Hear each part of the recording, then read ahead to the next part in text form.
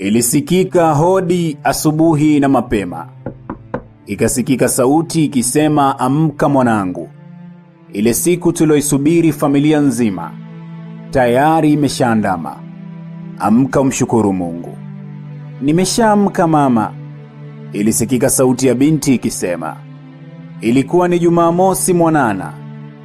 Hakika ilifana. Baridi kiasi, matone ya mvua yalisikika nje. Binti aliinuka akakisogelea kioo na kujitazama. Akajiambia, Mwaka, leo ni siku yako ulioisubiria sana. Siku ya wazee wako walioiomba na kupambana. Siku ya safari yako ulioitumainia, ulioihamu ukaisubiria, imewadia. Amka usafiri nayo na usirudi nyuma. Jina lake ni Mwaka. Binti wa miaka 22.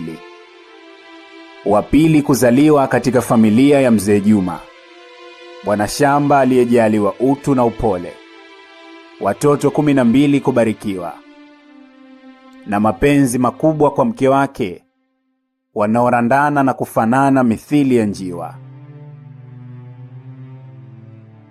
Mwanangu Mwaka. Baba alimuita mwanawe. Akamwambia, sijali gharama nilizotumia